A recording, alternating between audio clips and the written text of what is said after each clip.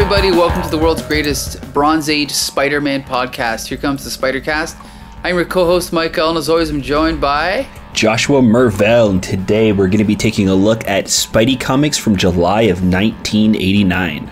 That's right, and unfortunately, G.I. Julian Bex Luthor could not be with us this week, but we're going to do it old school here. Just me and Josh, the founders, right? Right, that's right.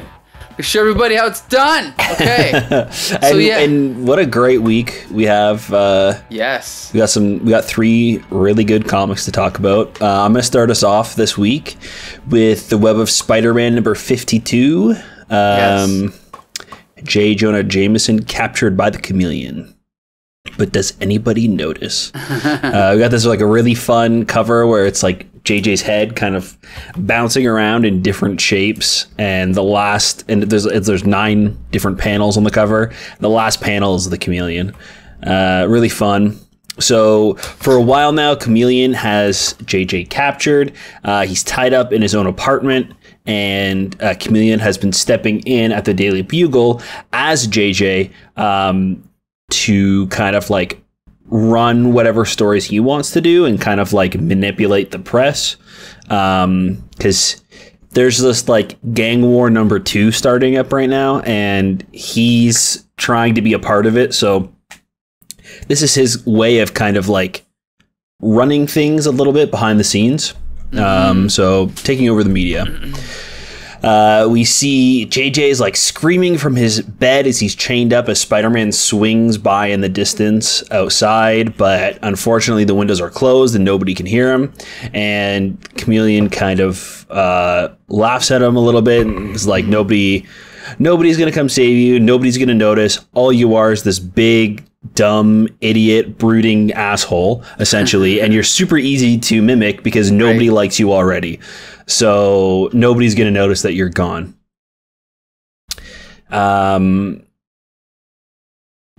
So he leaves, and then... Oh, sorry, real quick. He mentioned something about wanting to read the paper, so instead of untying him, he like loosens the chain so he has more slack. So he's able to pick up the newspapers that are on the bed, but he can't reach or do anything else. So...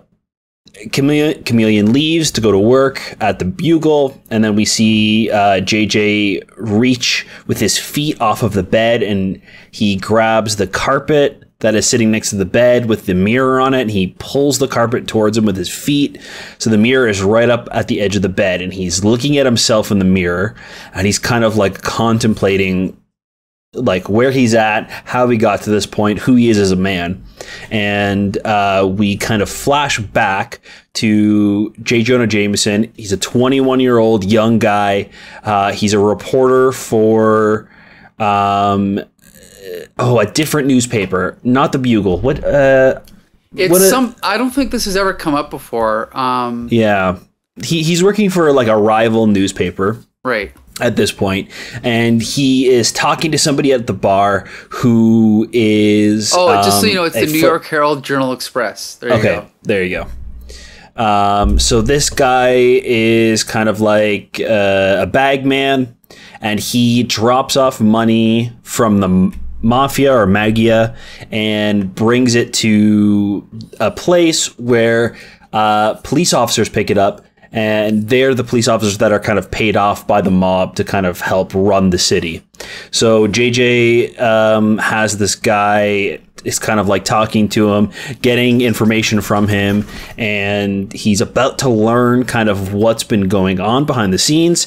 And this guy is gunned down by the Magia, and JJ's lead is gone.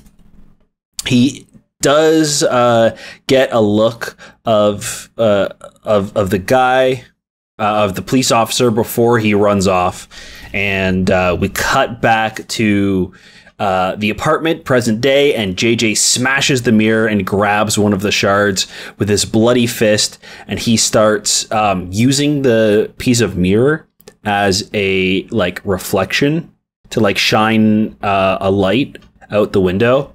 And a news helicopter flying by notices this and kind of brushes it off and writes it off as like kids messing around in an apartment.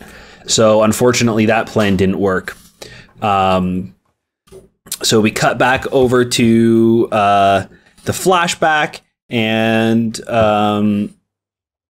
JJ's boss is kind of like saying, we don't have enough information. I need concrete proof.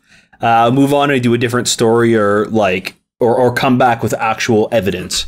So JJ runs into this kid.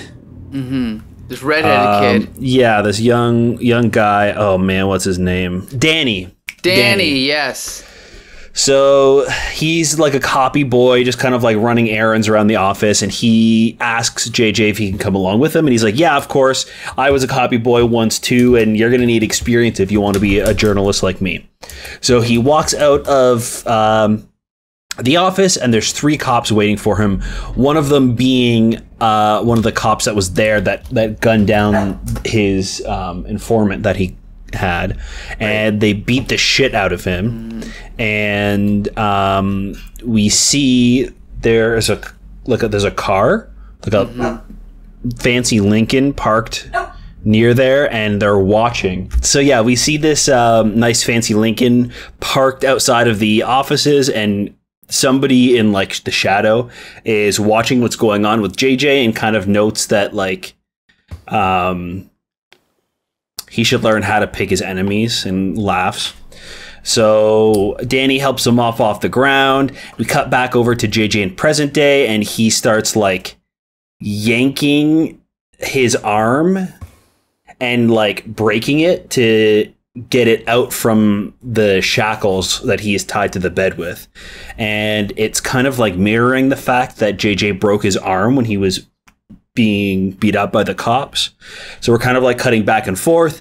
Turns out that the guy in the Lincoln was the owner and like head of the Daily Bugle. And he walks into the bar, offers JJ a cigar, and kind of offers him a job as well, and says, come work for the Daily Bugle. You can write for me. I like, kind of your whole shtick. So let's get this guy.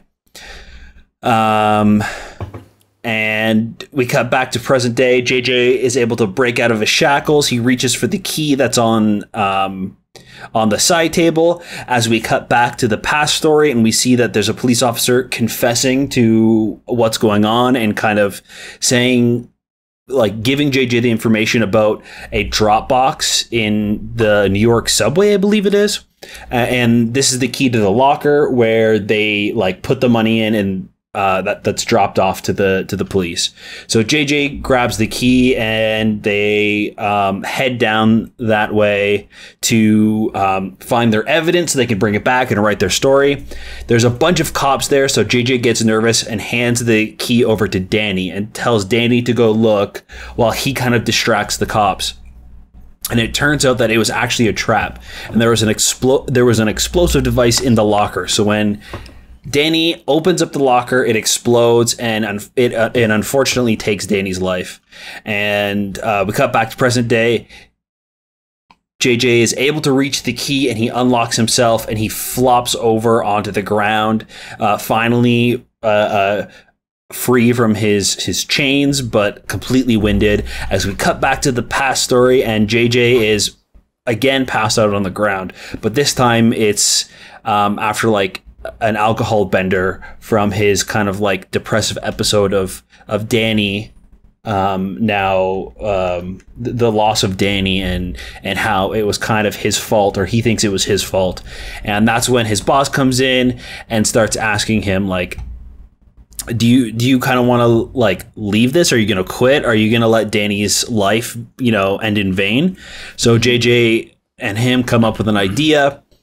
As we are cutting kind of like back and forth between present day and past day Jonah, JJ is like trying to escape the apartment and gather himself, and past JJ is going and running up to the police chief that killed the informant, and he starts kind of like roughing him up and asking like talking to him about the deaths of his friends and the informant, and it turns out that he was recording that footage, and on the other, or he had a walkie-talkie that was going to his boss's place, which he was recording, so he kind of like trapped the guy, and JJ is able to save the day as President JJ finally makes his way over to the elevator, and as the elevator doors open for him to escape, we see that Chameleon is on the other side, and he forgot his briefcase and was on his way back to the apartment. So now JJ is chained back up, and this time locked in a closet. And we kind of see a look on his face that he's not going to give up, even though he's kind of in a worse situation than he was before. So, this is one of the best issues of Web we've ever read. Yep. Basically, for sure. like, this is next level writing. You know, this is 1989, and a comic this good in 1989. You know, where would you find a comic this from Marvel or DC this well written, this kind of experimental? I mean, I'm not saying it's the level of something Alan Moore would do, but there was no one else that was even trying stuff like that. Like, let alone the fact that Spider-Man is not even in the issue, right? Other than the opening splash page. This is just an issue exploring J. Jonah Jameson's past, a chapter we've never seen before. You know, expanding on his character, making him more three-dimensional, less cartoony, right? And also getting into subject matter. I mean, we see a lot of references to like gangs and the mafia, but this is real violent stuff, right? Like the things that happen. It's very realistic. The cutting back and forth is not just random. Gerry Conway does his best to sort of parallel what's going on in the present with what's going on in the past. Yeah. Where the transitions are always kind of mirroring each other, right? Like, I'm trying to find one now, and of course, I can't. It's great. He breaks his arm, and his new boss shakes his hand as he screams out in pain from his arm as he breaks his arm to escape the shackles. And then it happens a few times when he's reaching for the key. He finally picks it up as the explosion happens. Like both keys are used at the exact same time. Yeah, there's a lot of moments like that where it's completely parallel to what's currently happening to Jonah. And also, like, the themes are very similar as well. Like, JJ is like recalling a time where he had to learn a lesson about not giving up, while he is like kind of at, you know, the mercy of Chameleon, has been trapped in his apartment for weeks now, and has no like idea how he's going to escape. And he's kind of like looking at himself in the mirror thinking like, can I do this? Is it even possible to escape at this point? And he just doesn't give up. So really, really good. I really appreciate that we don't have to have like a big fight. We don't have to have Spider-Man just like any other B Spider-Man plots smashed in, just so it's like, you know, a Spider-Man comic still. I love that we can just have a fun JJ comic about this kind of like side story that's happening in the universe at the time with Chameleon, who's kind of like a fun villain who really is only at like the very beginning and the very end. We get some really fun stuff with him being just like really like sinister. Really fun, like attacking JJ's like person, and who like his relationship with his like friends and family and stuff. It's really, really well done. And the thing is I mean, there are at this point 3 monthly Spider-Man comics, which is more than any other character at the time, I think. There might have been 3 Supermans, but so you know, it's funny because you'd think you'd have room to do stuff like this, but the average issue of Web is kind of just another typical Spider-Man story. So in this case, Gerry Conway took a risk, like he tried something different, and it really pays off, you know? And on top of that, it's not the regular artist Alex Saviuk. It's Frank Springer on pencils, who he's drawn some issues of Dazzler that we've reviewed. I first came across him on number I think Sorry, I know he did Transformers early issues, but I don't know which issues, but I always thought he was a great artist. Some people don't like him. Here he's great, but he's also inked by John Romita Sr. John Romita Sr. came out of retirement. Now, did he come out because he thought the story was special, or was it just because they needed someone that month? I don't know. But it really pays off because this is like a classic issue of Spider-Man, and I've heard almost no one ever mention it. And honestly, going in, I kind of remembered what this issue was about, but I was pleasantly surprised to reread this. Like, I really just thought it was going to be another fill-in issue, but wow, this was great. Yeah, I'm really happy that they decided to like focus on this character and this B plot for an entire issue. They easily could have like chopped this up and like put just like parts of this story into like the regular books, right, and kind of have it like a thing happening each week. But I think focusing on the character and his story and like how it parallels his past just makes for like a great character moment and really makes me care about JJ even more. I think one of my other favorite comics is another JJ comic that we've read on the podcast. I can't remember what it was, but it's been a while since we've had a JJ comic. But yeah, well, it was another great one where we just had like a story about him and really nothing else, and it was super fun. And again, I love this one, and I think it's in a month where Venom returns and we finally have a showdown with the two. I can't believe that I like this J. Jonah Jameson comic better than the Return of Venom comic. It's crazy. Yeah. Good point. And and the thing is like, oh geez, I had a really good point, but I lost it. But what I was gonna say is like, oh geez, just give me a minute here. Yeah. What was my point? I don't remember, but I'll think of something else. But basically, I don't know. It's just like, again, some of these beats I've seen before. Like, I'm not saying that in the overall scheme of things that this is a masterpiece of literature, but for the standard of a mainstream comic that's aimed at young adults or even teenagers or even kids, this is great. Like, this is what I'd like to see more of. Like, when a comic is good, to make a comic good, you don't have to make it violent. You don't have to make it have nudity. You don't have to make it, be pretentious. Just experiment a little bit with the storytelling. Try to expand a little bit on the characters. Why not, right? And the thing is, Peter Parker is not the only character. One of the things that's always made Spider-Man stand out is this gigantic cast of supporting characters. And you have someone like J. Jonah Jameson, right, where you could go on forever flashing back to these different things. Like, are you a fan of Lost TV show? No, I never really watched it. I think it was like just a little late for Lost. Okay. Yeah. Because Lost, as everyone knows, did decline in the last few seasons. But if you just go back and watch those first 3 or 4 seasons, it's a masterclass in writing. And every episode moves forward, but always has a flashback. That's the premise of the show, right? So with Lost, you have a character in the present day on the island who, let's just say, they're a tough guy, they're a badass. Then you flash back and find out, oh, this is all an act. Back in the real world, they were never like this. Or, so you're completely seeing another side of the character when you flash back and you're fleshing them out. And that's exactly what happens here. We see a side of J. Jonah Jameson we've never seen before, right? And at the end of the day, he's probably going to go back to getting, being the publisher of the Daily Bugle and, demanding pictures of Spider-Man from Peter Parker. But at least we know now that's a little bit of an act and there's another side to him that we've never seen before. And I just think that's so interesting. Just like at the same time, we're learning so much about Joe Robertson over in Spectacular, right? Yeah.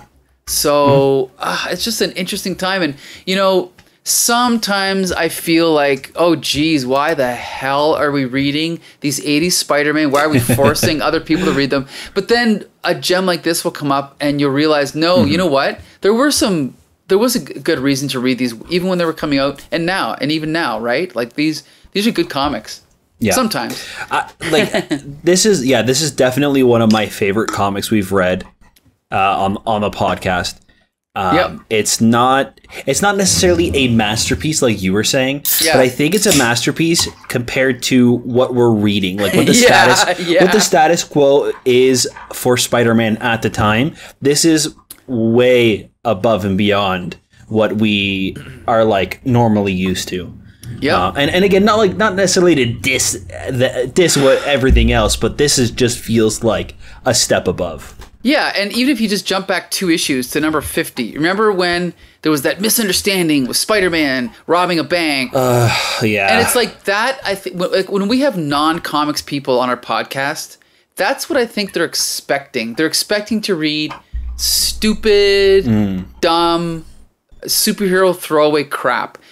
And I'm always like embarrassed when we review something like that. But when it's something like this, it's like, hey, no, we're not stupid for reading these superhero comics, right? Like they actually were good sometimes, you know? Yeah. So, yeah, anyway, I mean, it goes without saying I recommend this. Like you said, this is one of the best issues we've ever reviewed. And it makes me love Gerry Conway even more. Yeah, it's a definite recommend for me. I would recommend this to anybody. Reading, wanting to get into comics, or who isn't into comics and just kind of wants like a one-off thing. You don't need to know Spider-Man. You don't even need to know J. Jonah Jameson or anything like that. Like, you get what his whole deal is when he's talking to Chameleon at the beginning. You get why he is the way he is because of the flashbacks. Chameleon, you get his powers, and because that's kind of like the whole reason for this like flashback to kick off at the beginning. It's, I think, a perfect, well-rounded story. I agree. It's all right. great. Now it's time for a less perfect, less well-rounded story, but still a fun one. Yeah, a lot of fun, but for different reasons. Right. Yeah, we've got the Amazing Spider-Man 317. I'll quickly recap this one again. This one is not like super important on the details, so I'll go quicker because I felt like I took forever with Webb, but there was just like so much packed into that one. So Peter's with Aunt May, and Eddie Brock knocks on the door, just like what happened at the end of the last issue. He convinces Eddie to go on a walk instead of being there with Aunt May, and they kind of discuss that like Eddie knows his secret identity. He's not going to tell anybody because that would bring too much attention to Peter, and he wants Peter for himself.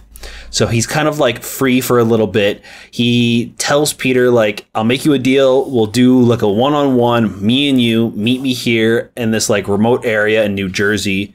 And we'll deal with things there, but come alone. I'll know.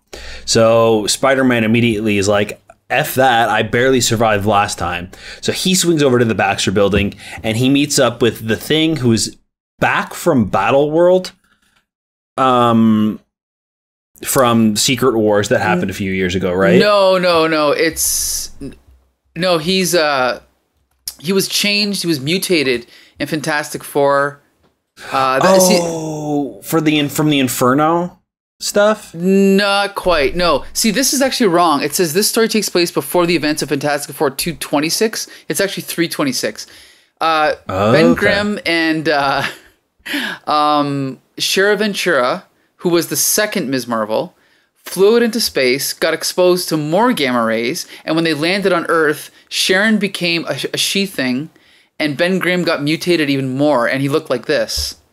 Oh, okay. I had just assumed that this was from, because he stayed behind in Secret Wars, and I know he was in space for like a couple of years, and then other people joined the Fantastic Four as the fourth member.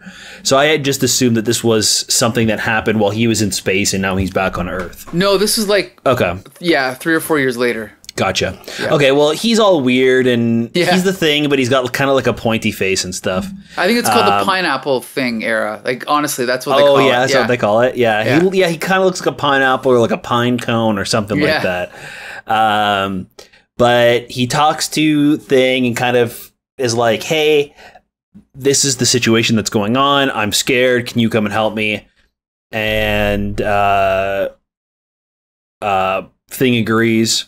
And then we cut over back to Peter as he's at Aunt May's house, and Eddie is there helping her fold laundry and hang up laundry outside on the clotheslines. And Peter confronts him about it, and he's kind of like, I saw you went to the Fantastic Four for help. I told you to come alone. You're really easy to track, especially since you your spider senses don't work when I'm around, or don't work on me. So Peter's kind of like stuck. He doesn't know what to do. So he talks to MJ about the situation, and she kind of, for somebody who's like completely terrified of, oh no, sorry. I'm thinking about the next issue.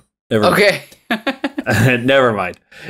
In Spectacular, I think it's in Spectacular, he asks for her opinion, and she's kind of like, yeah, do whatever. Yes. Okay, sorry. Right, this one, she is scared and says, like, we should call the Marines or something. And then Peter convinces her that, like, he needs to do this on his own, or else his secret identity is at risk.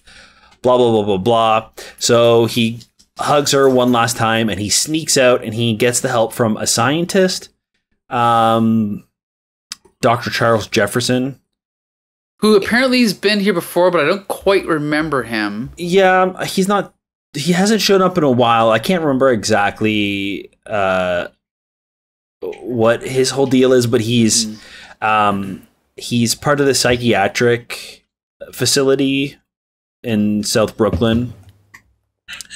But he gets something from him. Honestly, I'm not even sure what it is. It might be the flamethrower thing he uses later on. No, I think he gets basically advice, right? Psychiatric facility, advice, which is how to defeat Venom.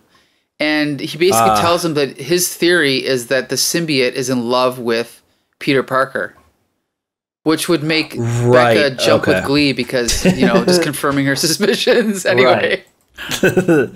So we cut over to the estate, and Peter does show up alone, and he starts fighting Venom, and he tries to kind of like do different things to kind of throw him off. So like at first he his instinct was to back off and like go like to kind of like run away and get to like higher ground, but instead he stood his ground, and Venom kind of figured out that's what he was doing, so he like used the symbiote to go underground and grab him from underneath and pull him under. So really like some kind of fun fighting and interesting action scenes going on. They crash through a garage, so this is like a dockyard. So they crash through the dock. Peter starts lighting things on fire because he knows that the symbiote is weak to fire, and Eddie just dives into the water. He starts throwing spider traces at him, so he'll be able to kind of like use that as a fake or a pseudo spider sense for him when he shows up. He immediately grabs them and crushes them. Like Venom knows what's going on.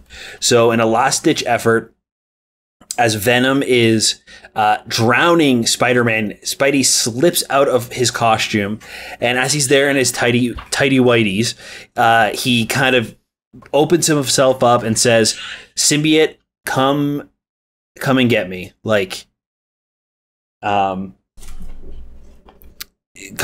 back, bond with me. I know that I'm the one that you really want." So the symbiote starts detaching itself from Eddie and starts grabbing onto Peter, and we see the two of them kind of struggling as the symbiote is in between two of them, and the symbiote stretches and is unable to let go of Eddie or Peter, and the two of them smack in the middle, and they both get knocked out. And when they wake up, or when Peter wakes up, Eddie is completely knocked out, and Peter realizes that the symbiote was unable to detach itself from Eddie, and they're too strongly bonded, even though that the symbiote wanted to be with Peter more. So Peter just walks away at the end and leaves Eddie on the ground and says he's going to call the Fantastic Four to kind of come capture them and keep Eddie contained. So here's the thing. I do think this issue is better than the average issue of Amazing. Yeah. I think the climax, if you want to call it that, when Spider-Man figures out, or he has the idea to take advantage of the fact that the symbiote loves him, to take off his red and blue costume and tempt the symbiote to rebond with him. That's a smart idea. However, the last page is very confusing. And we have to remember, I believe a lot of comics at this time were done in the Marvel way, which is, well, okay. The Marvel method is The writer and the artist basically plot out the story. The artist goes away, draws it, hands it back to the writer, and the writer fills in the dialogue. I'm not saying that's what happened here, but I certainly think that McFarlane sometimes just goes off script and just does what he wants. Now, if you look at this last page, they're struggling to pull apart, or they're struggling to get away from each other, and the symbiote is kind of like stretched between them like an elastic band. Then there's a black panel showing that Peter Parker has gone on, fainted or gone unconscious. Then like we see this really cool close up of Peter's face, and he's like, must have blacked out for the costume. It's all over me. And I don't know, is this sloughing off? And we see it like coming off. And then we see like, this is great art, but like Eddie Brock is like laying on the ground, and the costume is kind of like flowing almost like up off of him. And then he's like, well, the alien couldn't sever its bond with Eddie completely, but the pain of trying must have been too much, knocked them both out. Okay, but it'd been nice to see that. Like, yeah, we only know that because Peter somehow figured it out, so it's a little bit awkward, And then it's like, well, better find a phone, get Ben Grimm to pick up this garbage, then catch a bus back to Queens, tell Mary Jane it's over. So considering this is only the second Venom story drawn by Todd McFarlane, I found the ending, once again, kind of anticlimactic. Yeah, it's kind of a bummer. I feel like it would have just been better if Eddie was left there without the symbiote, and then we could just have a panel because he explains at the end like, oh, the Fantastic Four will hold on to this. They could have easily done that while Peter is swinging away in the symbiote costume, being like, I'm off back to the Baxter building to get this thing off of me and contained back in its cage or whatever. Something, yeah. You know what I mean? I think that would have been a better ending. Yeah, I was a little confused. It wasn't until like I finished the entire page that I really understood what was happening at the beginning with like it like going in between Eddie and Peter. Yeah. Even like Peter getting knocked out. I know that there is that like small black panel, but it was just kind of like, I don't know. We needed this like huge thought bubble to explain the ending away instead of seeing it, which is again kind of a bummer. Exactly. But I really appreciate that the fight is interesting. Yes. It's not just like punches being thrown back and forth. I thought that the Venom just kind of standing there in front of Peter and kind of like intimidating him, and it's like a distraction, so the symbiote can on his like leg, on the bottom of his leg, could go underneath the ground and grab Peter from underneath is so fun.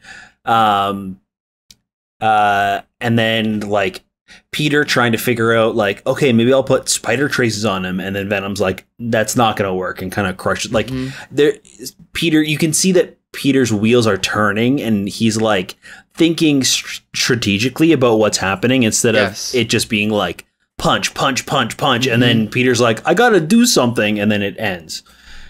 So appreciated that. I really like at the beginning too, Peter like being followed by Eddie and not realizing it. So he has to face this alone. That's great. Eddie pretending to be a nice guy to trick Aunt May to be like an intimidation for Peter is great. Like I was genuinely scared for Aunt May. Yes. Well, have you ever seen the film Cape Fear? No. Okay, there's two of them. There's the original and the remake. But one of the cool things about Cape Fear is that the bad guy, like what it is there's a criminal and then a lawyer. The bad guy blames the lawyer for getting him in jail. So he like just goes to his house, and then he finds his daughter at school and hangs out with her. That's what this reminded me of. Think about how great a villain that would be if they did Venom right in Spider-Man 3, right? Yeah. Have Eddie Brock just coming to Aunt May's house and hanging out with her. That is a scary villain because he's the only one that knows that Spider-Man's Peter Parker. Yeah. So yeah, those scenes were amazing. And also I know that, we talk about Todd McFarlane all the time, but some people hate him. But how can you hate this splash page of Eddie Brock leaning on like the like the porch kind of fence there, or whatever that's called, like the railing. And then you see Peter Parker's giant hands in the foreground. Like no other artist would do it that way, you know? And it's so creative. Like you can argue all day long about how wonky it looks, but, and then like the next page, he's kissing Aunt May's hand and Peter Parker's trying to pull it away. And then you see the costume coming out. Oh, it's so creative, you know? I love this. And then like when they're walking along the street and there's that close up of Eddie Brock in the foreground. I have imitated that drawing so many times. Like when I was a kid, I used to draw so many faces like that, you know, just, oh, I love it. I love it. And then there's the splash page of Spider-Man swinging over the city, which, you know what? We should have mentioned this before. I didn't realize why these image artists started doing that. It's because as of the mid-'80s, Marvel did start returning all of their art. So once they finished the issue, Marvel would mail it back to them, and they were able to sell this art at Comic-Cons.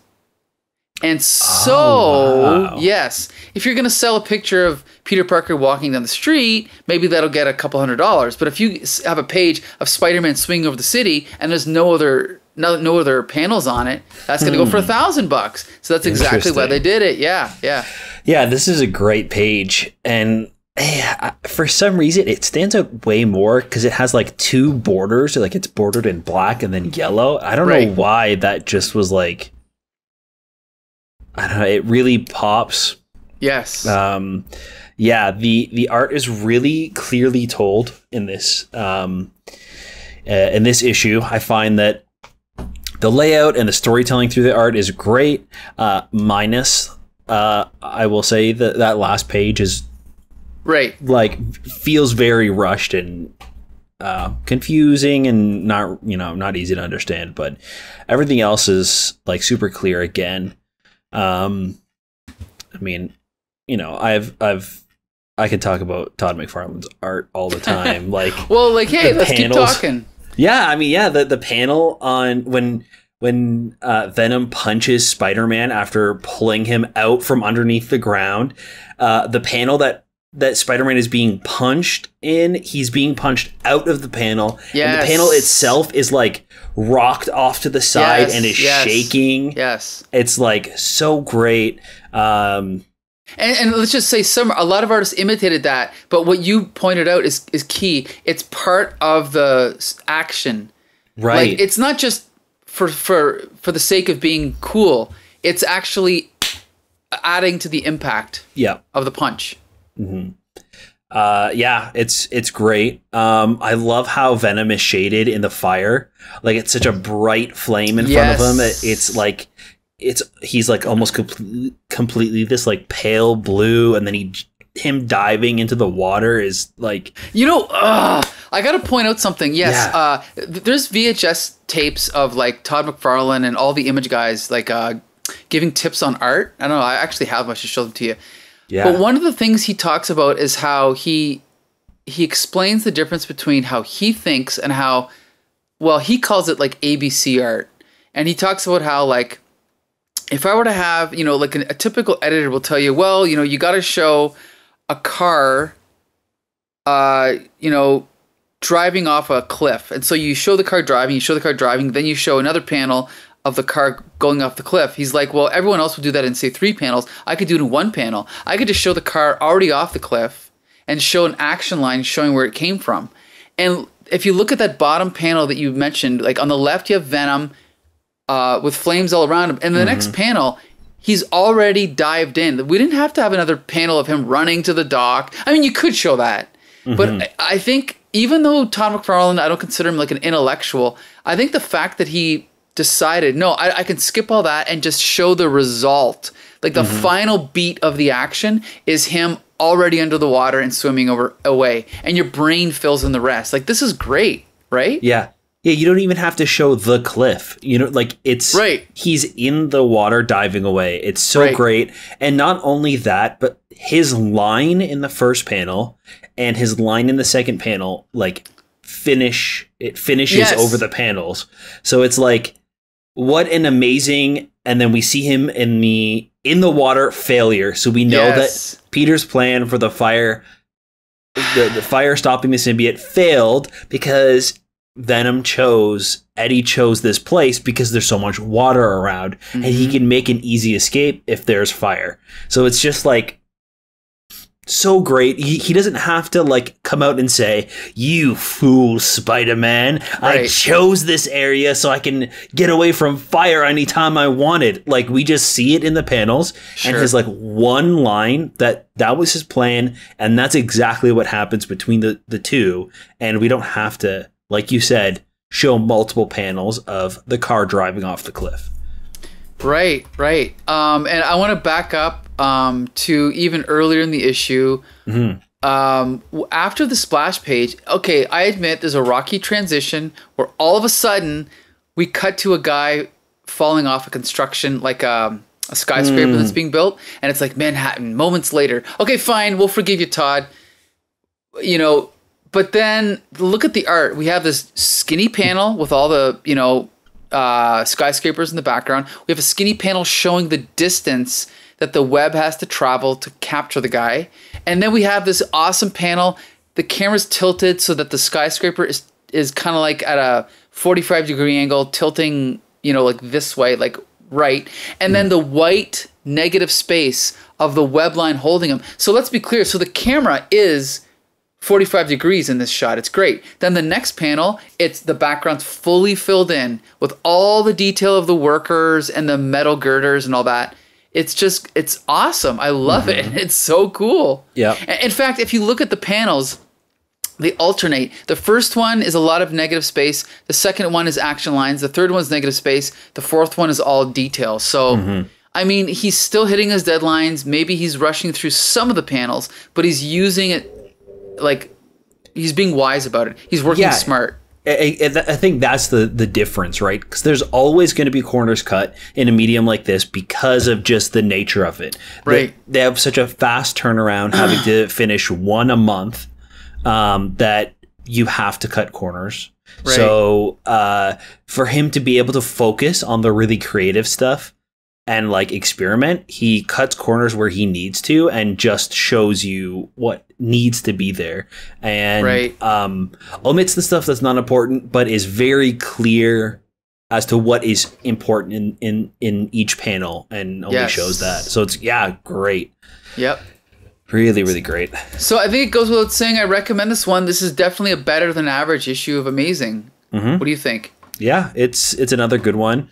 This should have been the first issue that Venom was back.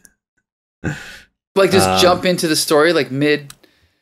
Yeah, like just have him show up. It would have been great. Like, I like the cliffhanger from last issue, and then this should have been the first time that he confronts Peter. It would have been way more terrifying than him showing up and finding his old clothes with the piece of paper with his new address. Right. Just have him tailing Spider-Man the whole time. He doesn't have, like, he even explains it in this one. You're easy to follow because your spider senses don't work on me. Right. So right. You could have easily just had him knock on Aunt May's door in last issue, and it was like this huge cliffhanger as like, oh my God, how is he back? How does he know where Peter is? And then we cut to this one. And we don't have to have this like fake, not fake, but like kind of anticlimactic return from like 2 issues ago. I agree. I can't argue with that. But yeah, it's a great issue. There you go. So now we are gonna jump to Spectacular Spider-Man 152. The Lobo brothers attack and the nightmare begins. We have a classic cover by Sal Buscema. Spider-Man with his suit all torn, standing over J. Jonah Jameson. And in the background, the Lobos brothers are, coming over like this rocky kind of like pile of rock. Anyway, so it opens up with our favorite, melodramatic trope, which is a nightmare. Spider-Man and J. Jonah Jameson are kind of like running through like the wreckage of like some destroyed houses, and they're getting attacked by the Lobos brothers. Spider-Man gets basically mauled. Then one of the wolves turns back into a human, and we see that it's Eduardo. Then we see that the other wolf is not his brother. It's actually Gloria Grant, who has been having an affair with Eduardo Lobos for the past few issues. And we can see that she's not clothed. She's completely naked, just like he is. They kiss in the moonlight. She turns back into a wolf and howls. And then she wakes up and realizes it was just a dream.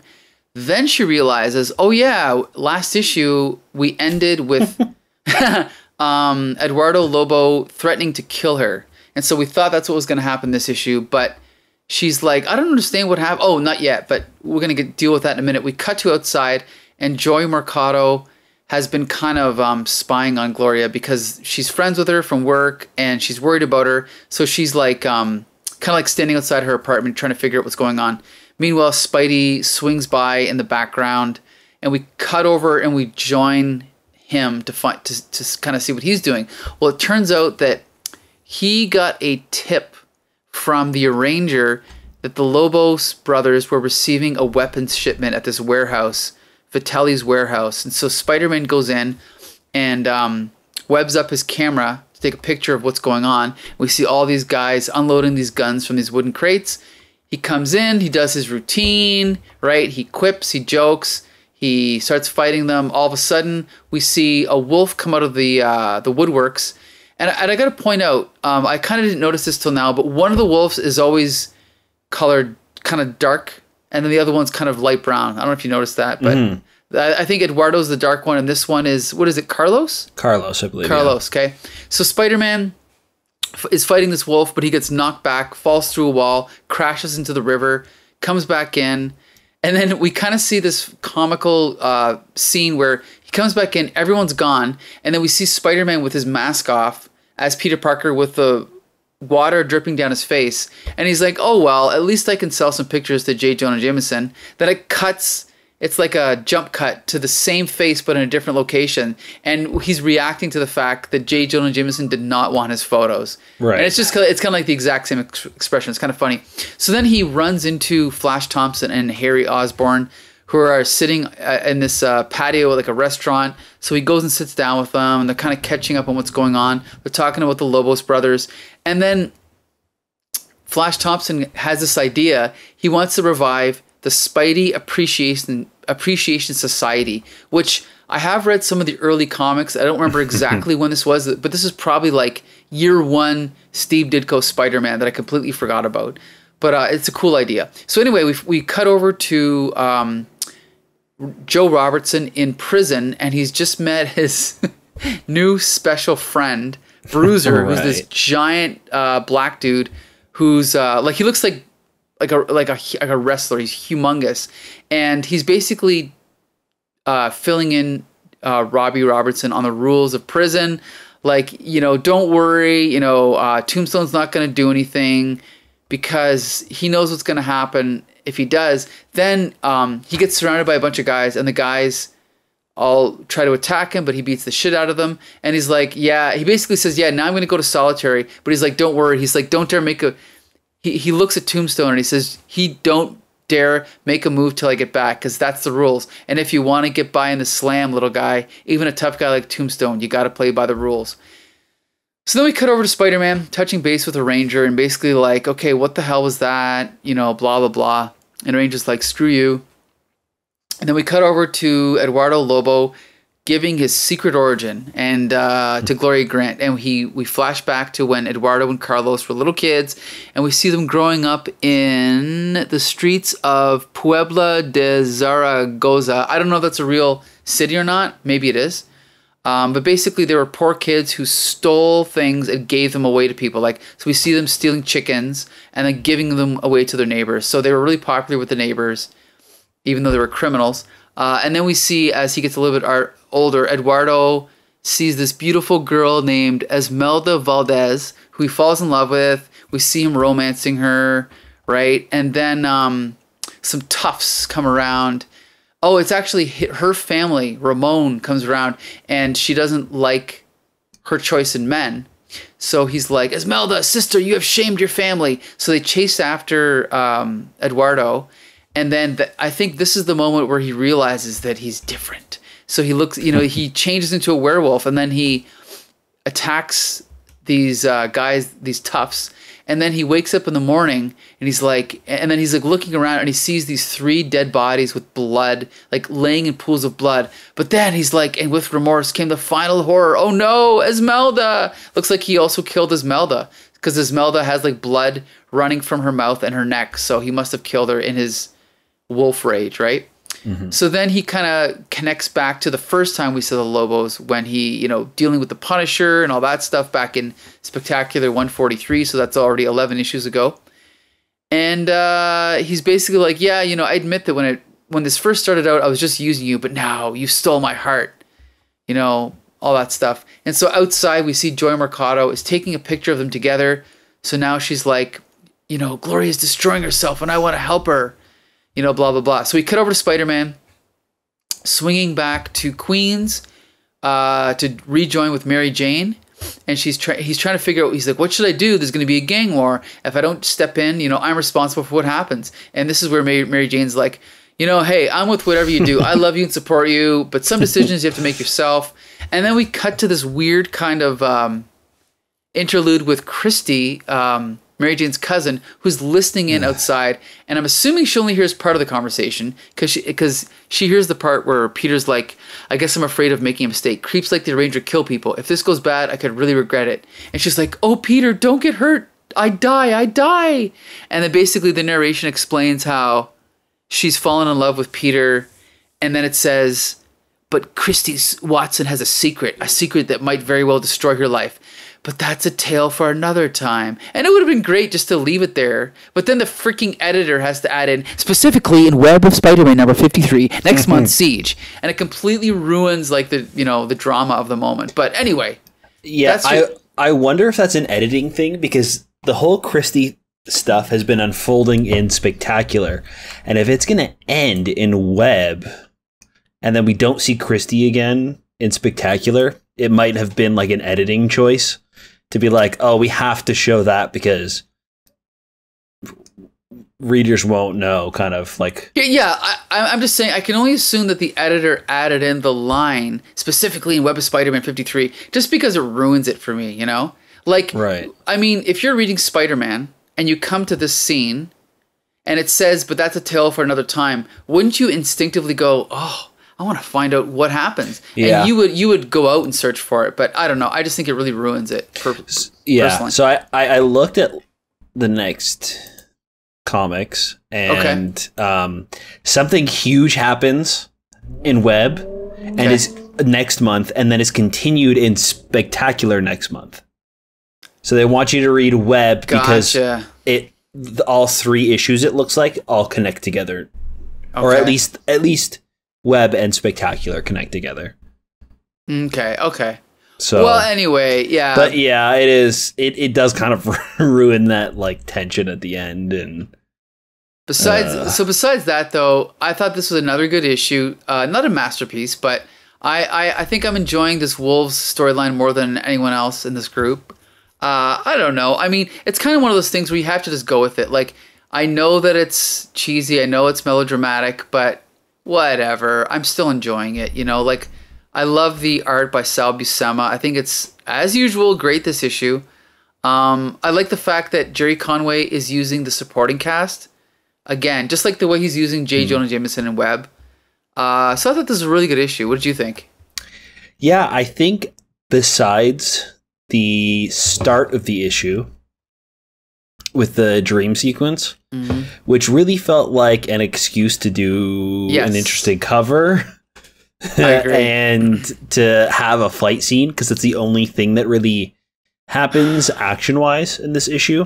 But it's just a bummer. I think like a dream sequence to kind of throw you off is, while cliche, can, when used properly, I think works great. And I don't mind at all.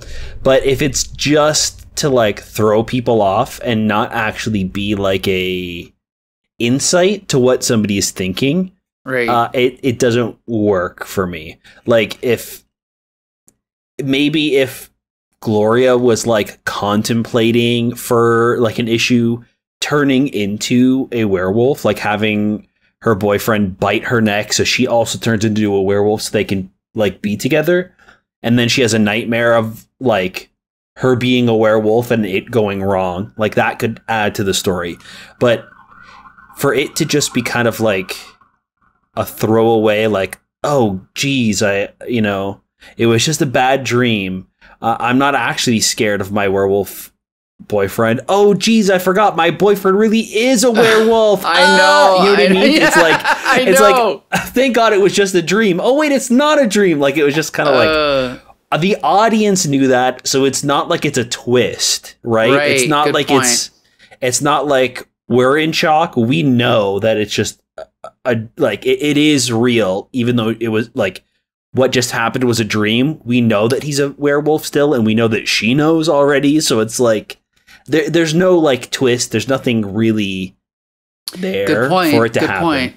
So I think the thing is even though I do love Spectacular, I think that we have to separate this from like there's such a thing as genuine like when you're watching a TV show, like genuine shock or genuine surprise or genuine fear, and then there's like almost like an imitation of fear, like when you're watching like a cheesy TV show, and usually it would be like a network show or an older show where they're doing a routine, like we're gonna do a routine of a nightmare, we're gonna do a routine of a ghost, but you're not actually scared by the ghost. It's kind of just like a stand-in for the trope of a ghost or a trope of a werewolf. Where when you're reading this comic, you're never really like scared or, you know what I'm saying? It's kind of like a I think that I totally get what you're saying, but I think that even those situations can be like nerve-wracking, right? Like with with Amazing. I know that Venom isn't going to kill Aunt May because I know that doesn't happen in the comics, right? But reading that, I was still like nervous for Aunt May, even though I know she's not going to die and she's not like nothing bad's going to happen to her. Sure. The buildup of what's going on and Peter realizing it at the same time as we're realizing that Aunt May is in danger. Sure. It like brings that in you. And you can believe it. Where in this situation, it's not believable. So those kinds of like fake out dreams or this like situation where she might be in danger doesn't really feel like there's any actual danger there. Even though we know in both situations nothing bad's going to happen, it just doesn't work for me in this one. I know what you mean. But other than that, I thought it was pretty good. It's pretty, pretty on par for Spectacular, how it's been. I'm kind of liking that Peter is working with the arranger. Sure. And he's kind of like forced to give Spider-Man this information to stop the Lobo brothers. That's super fun. The flashback to the Lobo brothers backstory is fine. It's an interesting idea that like he's afraid to kind of like let himself love somebody else because the last time he did, when he turned into a werewolf, he wasn't able to control himself and his love was hurt. So that's pretty cool. The dock scene is whatever. The ending is kind of like, I don't know. It's whatever too, but it's a little weird because as far as I know, this is the first time you see Christie in this issue, right? Yeah. So that takes away from the impact, because if this is your first issue, there's an old Jim Shooter saying every comic is someone's first. So if you're coming in, you read this, who the hell is Christie? They could have at least stuck her in at the beginning somewhere, right? Yeah. Like instead of spending 1, 2, 3, 4, 5 pages on a nightmare, maybe cut that down a little bit and had a Christie scene or something, right? Just an idea. Yeah, they could have done something to include her. even MJ, they could have done something with her at the beginning. Right. Because her just being like, she's just looking at photos of herself. Yeah. You know what I mean? Like she's looking at her modeling photos and she's like, Peter, I know that there's a literal gang war going on, and you're asking for my advice, but I don't really care. Some things you just have to do by yourself. Yeah. It's just like, what? It just seems very out of character for her, because normally she's very, like, adamant about being included in the Spider-Man aspect of their lives and like wanting to help him out. So it's just so weird that he's like, hey, I need your advice, MJ. Something real big's happening. She's like, I really could not give two shits. Just figure it out yourself. Right. So it just seems weird. Like they could have definitely used those pages to like have a small story with MJ going on, including Christy. Totally. Like they could have been talking about this earlier about like, what should I do? Like, I don't know if I can trust the arranger. And then they find out that Christy is snooping and they kick her out. And then we find out at the end, she's snooping again. And she actually this time gets information that could like be dangerous to her. Right. Something. So I agree. This issue, not perfect, but I still recommend it. You know, I'm interested in all these storylines, so I'm looking forward to see how they're turning out. But the web issue was definitely better. Yeah, I agree. This one's fine. Like, it's not something that I really loved, but it was like, it was an all right issue. It had its problems and it had its like good moments. So right, yeah. All right. Okay, so there you go. So, but overall, a good week, a solid week in Spidey comics, right? For sure. Yeah, that web was really great. And then that battle with Venom and Amazing also. Okay, so I also really like the covers this month. Spectacular is great with the Lobos brothers. The web of I briefly talked about before with the JJ's head in all 9 panels and they're kind of like distorted. And then the final panel we see Chameleon. But the Amazing issue, another great cover. We've got Spider-Man in the center, and he's like fighting, resisting the symbiote as it's starting to like wrap around him and tether around his arms and legs and kind of like hold him in this like crazy pose. He can't rip it off of him, and it's super fun. And then we have the Thing in the top right corner, poking his head in front of the action and saying, "Hey." Yeah. Like, it's just like, are you kidding me? It's so ridiculous. You know, well, here's the thing though, is I totally like in the overall scheme of things, considering this is a classic cover of Amazing, at the time they probably just didn't know that. They're like, oh, this is just get it out. And I actually always thought it was kind of funny, the fact that the Thing is on the corner, but I mean, ideally it is ridiculous. I know what you're saying. Yeah. It's small, you know, but it's just like, I didn't notice it at first, but it's like, now that I see it, I just can't unsee it. Yeah. It's like when like a dead pixel shows up on your monitor or like a TV or something, and you didn't notice it for like weeks, but now that you notice it as you're watching TV or whatever, you are constantly looking over and seeing this like small little speck on your screen that won't go away. Totally. Right. Yeah. Good one. Well, I guess that wraps up this episode of Here Comes the Spider-Cast. It sure does. Yeah, hopefully next week, G.I. Jolie and Bex Luthor will be with us.